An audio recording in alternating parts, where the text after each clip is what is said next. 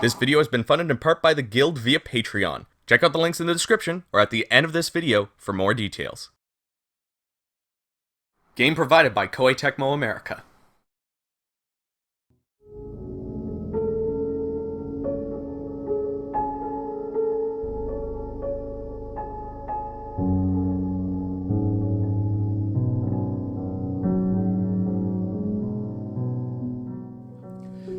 Hello everybody, my name is Chris Gildart, and welcome back to another Pros vs. Cons mini-review. I know I missed Spooky Month by a little bit, but I would much rather have a second Halloween than have Michael Bublé and Mariah Carey blast their songs in my ears. Now, if you ask most people what their favorite horror games are, they might say Resident Evil or Silent Hill, but I am of the camp that will say Fatal Frame. Now, I'm not gonna beat around the bush here. I'm a wimpy guy who doesn't really like horror games too much. That being said, most of the time, it's the jump scares that get to me. I do, however, enjoy the unsettling atmosphere of games like BioShock, Alien Isolation, and of course, Fatal Frame. Now, I've only played a little bit of Crimson Butterfly and even less of the 3DS Spirit Camera, but I have at least played through the first chapter of the Wii U game, which I also paid full price for and never played past what you can play of the demo. It's also digital only, which means I can't even enjoy it on my shelf, but I digress. This was one of the Wii U games that made me keep the console plugged in. If it weren't for the HD versions of Twilight Princess and Wind Waker, as well as Xenoblade Chronicles X and Sonic Lost World, I would honestly unplug my Wii U for good. So now the real question. Was it worth it for those that had to wait 7 years from its initial release just to play Maiden of the Blackwater on a game console that actually had people to play it? Well, before we get into that, don't forget to give this video a like, comment with your thoughts below, and of course subscribe if you haven't already. Alright, no more delays, it's time to jump into things. Ready, set, Pros. One of the first things I noticed, and this was back on the Wii U, was the character designs. I love the way that each character looks. Yuri, the main girl, is definitely the best looking in my opinion. Maybe it's the fact that her normal outfit has some reddish orange design in it, and red is my favorite color, but look at the way she is designed. And the other characters look good too. Miyu, Ren, Hisoka, Nui, I like them all. On top of the great character design, we also have some great costumes to wear as well. First of all, we get some of the costumes that were in the original Wii U version, though it's still missing the lingerie and Nintendo costumes even on Switch. But it also adds some new ones too. But longtime Fatal Frame fans might be excited to see some additional DLC that you can get that has outfits from the first 3 games. No representation for Fatal Frame 4, which was only ever released on the Wii, but again, I digress. You can also pick these costumes up as part of the Digital Deluxe Edition. There is also a Ryza outfit that's an early purchase bonus. Unfortunately, I didn't get that in the package that was sent to me by Koei, but that's absolutely okay. The other thing Fatal Frame does so well is its atmosphere. I mentioned earlier that I'm not a big fan of horror games that are filled with jump scares. I'm also the same with movies. It almost feels cheap at times, and there are way better ways to handle putting the viewer or player at unease. This is all done through atmosphere and creating a sense of urgency in what the player is doing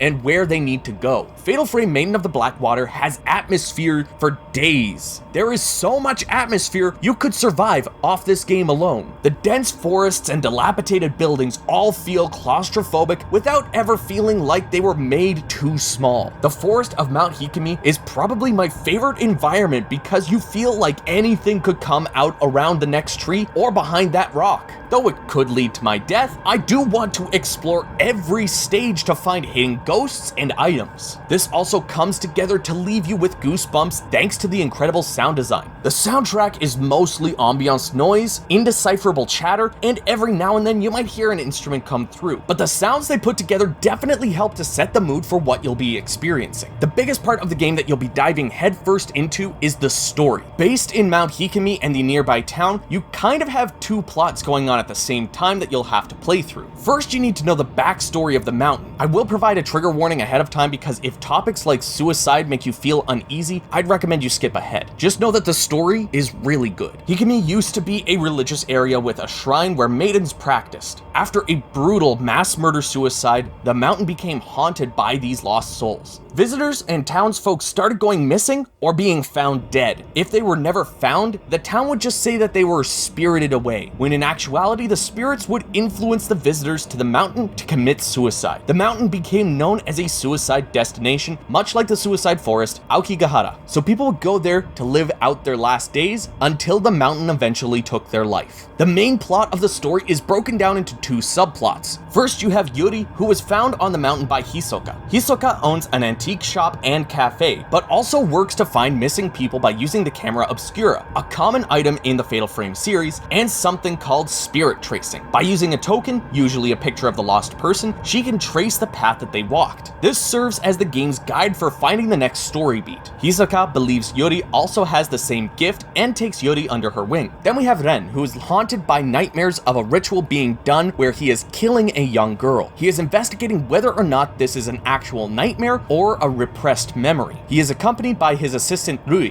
Yuri and Hisoka help Ren and Rui by retrieving an album of post-mortem photos, and it all kind of just escalates from there. With each new development, I can't help but want to dive into the story and find out the true secrets behind what's going on and what else Mount Hikimi is hiding. Honestly, if it weren't for having to work on this review, wanting to explore the environments, and having to gather gameplay footage, I'd be powering through each stage to find out where this story is going. But that's all the pros I have so far.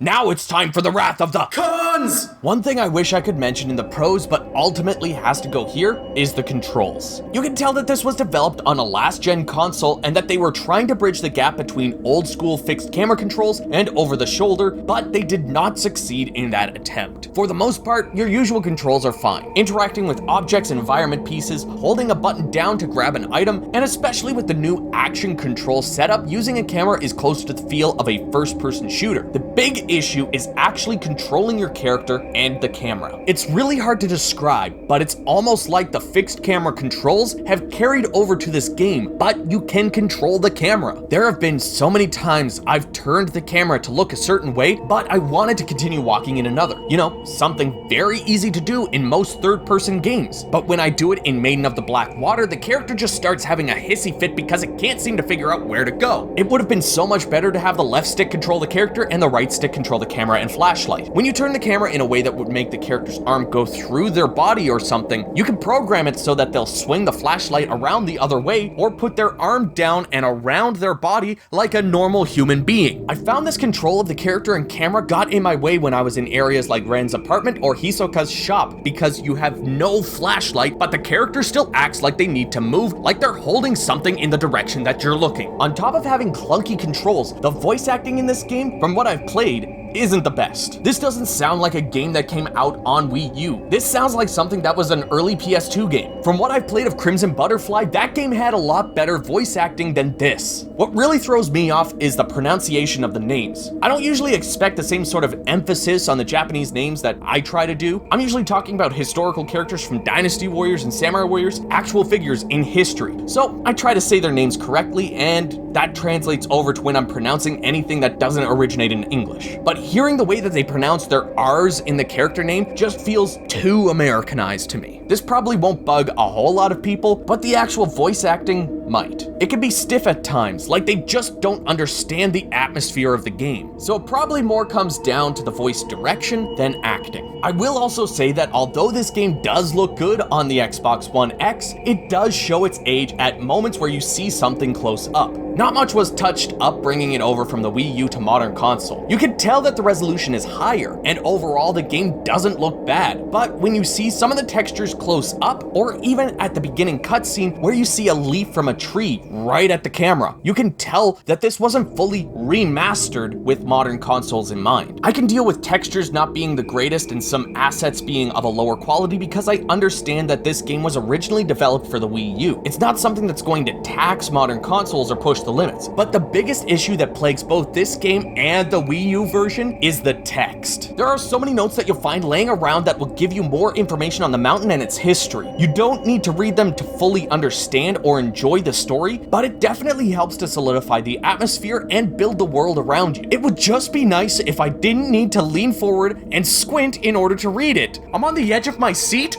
for the wrong reason.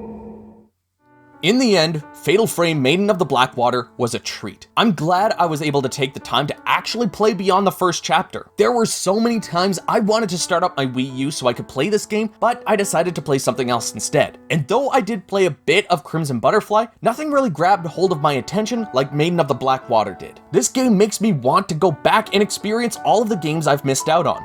Except I might leave Spirit Camera. But with all that being said, I give Fatal Frame Maiden of the Blackwater a thumbs up. I feel like I took a decent amount of time to complain about this game between its visuals not blowing me out of the water and the voice acting not being up to snuff. But these things don't hinder the experience. Really, the only things I think need major improvement are the character controls and the text for the notes. Beyond that, the real draw of a horror game like Fatal Frame isn't necessarily how it plays. Games like this are more about how it feels and the story it weaves around you. Maiden of the Blackwater has such a good story from what I've played that I want to keep going. And since this game makes me want to play the other games in the series that I've missed out on, I can't say anything less than I like it. I'm hoping that this release means that we'll see more from the Fatal Frame franchise in the future, and the quality of life improvements that I mentioned in the cons around controls can be implemented to perfection. I'll be here if Fatal Frame wishes to continue on modern consoles. Anyways, everybody, thank you so much for watching my mini review of Fatal Frame Maiden of the Blackwater. If you enjoyed this video, give it a like and subscribe for more.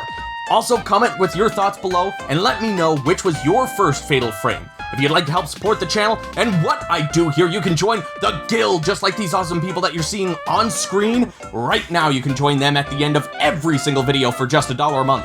There's other rewards and other tiers as well, so check out the links that you see on screen, and I will see you all down in the comments.